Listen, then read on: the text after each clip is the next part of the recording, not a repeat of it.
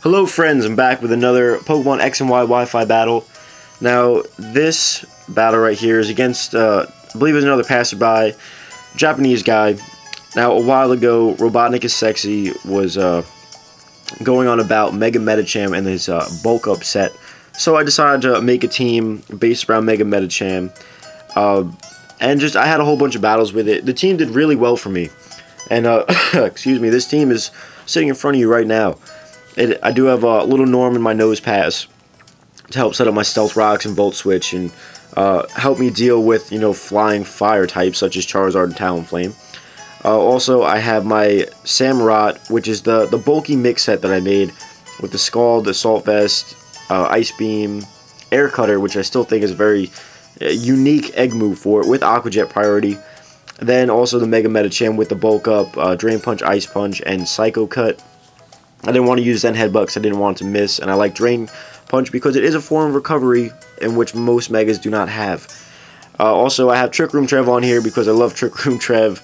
Shadow Bay is my Clebable because it seems to just fit in and help balance the team out, and if I need some kind of like Calm Mind setup, if I can set that up, it actually works out pretty well. And finally, I got Milk Dud, my little Milk Tank, which has T-Wave, and I think this was my like really kind of dick Milk Tank set with like Stomp, T-Wave, excuse me, Stomp, T-Wave, Power Up Punch, and Milk Drink. But my opponent is bringing Charizard, Gengar, Gardevoir, so there are 3 possible Megas on there.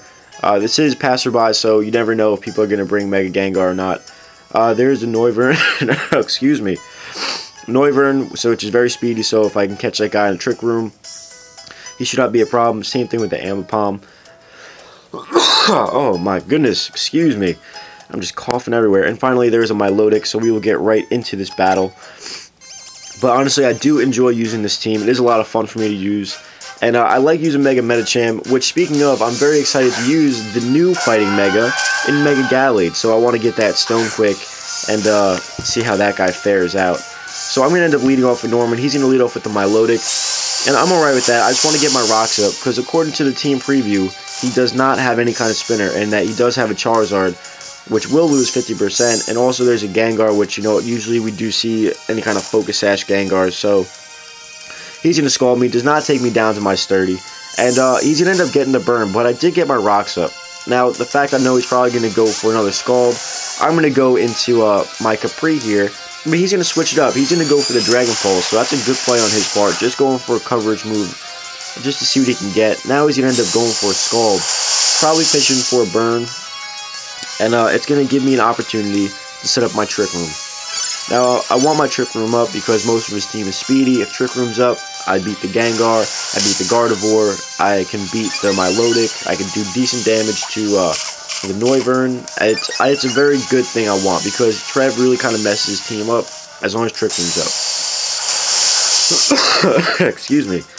Now, he's going to go for another Scald. I will be able to get up a Power Up Punch. He does have a Berry that raises up his defense, but as you can see, Capri does not give a damn about that by any means. I'm going to be able to get a Horn Leech off at +1, take him out. Now he's going to bring the Noivern in. Noivern is going to lose some health to the Stealth Rocks. This is why I wanted to get Stealth Rocks in as soon as possible. He's going to Frisk. He's going to see that I do have a Lumberry. I'm going to go for a Shadow Claw. It is Stab. It's going to do a hell of a lot of damage. Unfortunately, not enough. Not enough damage. He's going to end up going for the Air Cutter. It's going to take me out. I don't know if the crit mattered or not. It may have, may not have. It doesn't really matter too much. But I do know is I still have Trick Room up for my Samurott to come in. I am going to go for an Ice Beam. End up taking him out. Use the last turn of Trick Room. Excuse me again. Now, we got a good advantage here. We're up 6 to 4. He's going to bring the Ambipom in. I don't want my Samurott to take a fake out.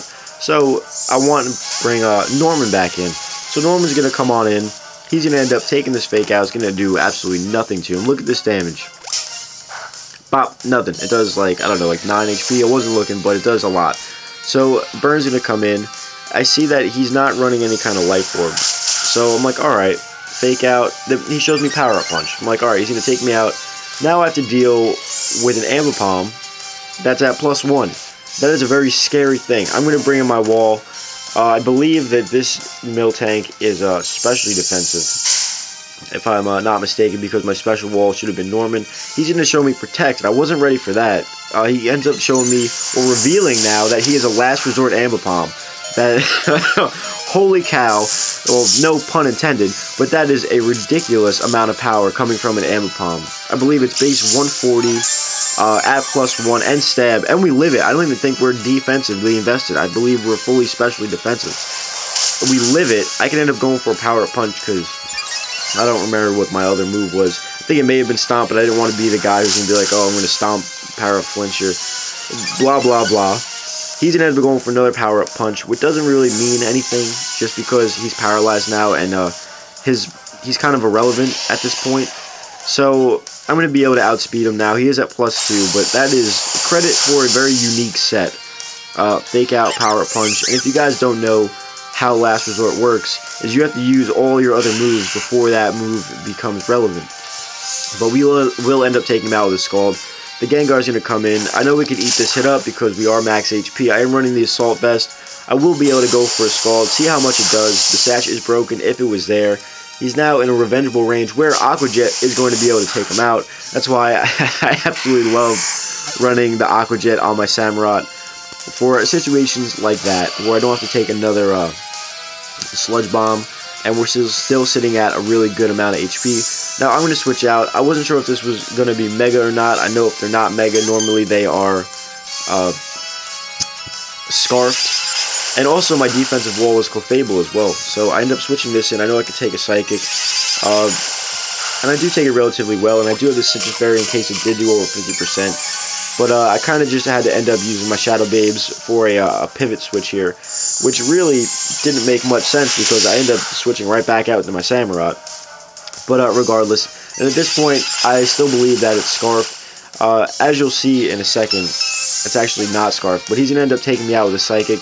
I will be able to come back out into Samurott, and I figured, I know these guys are really not well off on the defensive side, so like, alright, I could probably take it down with a... with an Aqua Jet, or bring it down to a revengeable range. No, I can't. He ends up outspeeding, ends up setting up a Reflect on top of that. I can end up going for a Scald now, bring it down to a range where Aqua Jet will be able to take it out if it's necessary, and he's also put me in the Torrent range, so that makes my Scald more powerful, my Aqua Jet's going to be more powerful, and the Charizard's going to come out. It is going to lose the 50% to the Stealth Rocks, but I don't know which it is. Turns out he's going to Mega Evolve, and he's going to be Charizard X, which isn't great for me because now my water moves are only going to be neutral. I don't want him to start Dragon Dancing. I want to see how much Aqua Jet does. It does not do much. He's going to end up going for the Dragon Claw. And now we're sitting here and we're at a 1v1. His Charizard versus my Mega Medicham. So I'm going to bring Shabeeb in, see what's going to happen here.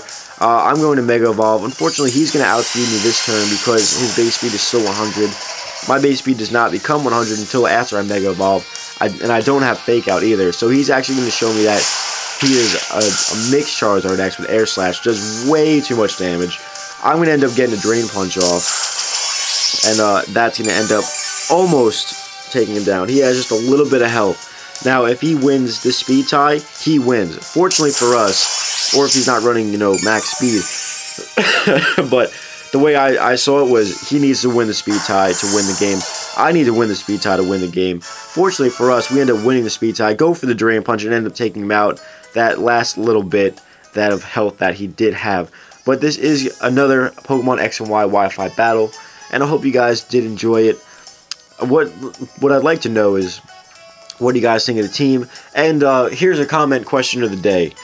What is your new Mega that you're most excited to use in ORAS? Please leave your comment in the comment section below. Let me know what you guys think, because I am very curious. Personally, for me, I'm very excited to use Mega Gallade. And I'm going to make very good use out of it. And that's pretty much going to be the end of today. I'll catch you guys next time. Stay tuned for more Pokemon battles. Bye.